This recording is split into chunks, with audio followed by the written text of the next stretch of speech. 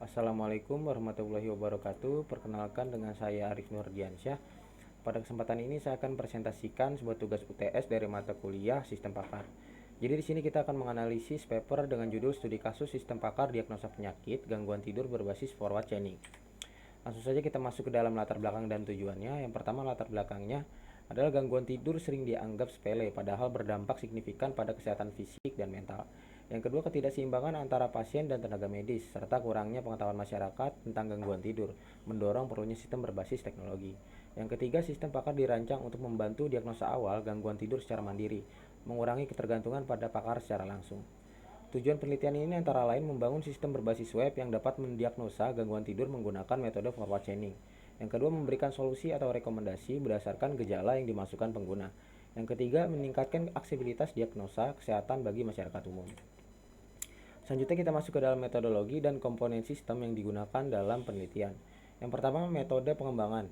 Metode pengembangan menggunakan waterfall untuk menganalisis desain, implementasi, serta pengujiannya. Yang kedua, teknologi. Teknologi menggunakan bahasa pemrograman PHP, serta database menggunakan MySQL, lalu server menggunakan XAMPP untuk lingkungan lokalnya.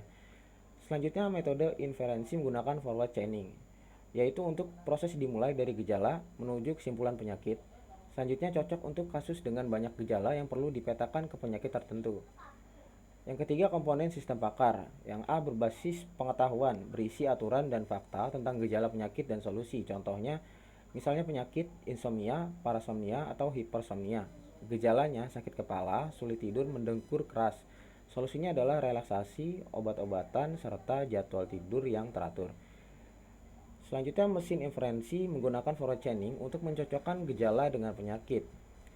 Antar muka pengguna web-based menggunakan metode pengembangan waterfall untuk menganalisis desain, implementasi, serta pengujiannya. Selanjutnya, fasilitas penjelasan ini memberikan alasan, diagnosa, dan solusi kepada penggunanya. Untuk hasil dan pengujian ini, yang pertama kita ada fungsionalitas.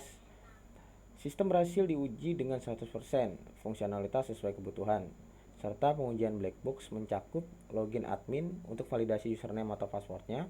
Yang kedua, input data gejala, penyakit, dan solusi. Selanjutnya, proses konsultasi oleh pasien. Lalu akurasinya, dibandingkan dengan diagnosa pakar atau dokter, sistem menunjukkan hasil yang konsisten untuk 7 sampel data. Selanjutnya, tampilan sistemnya.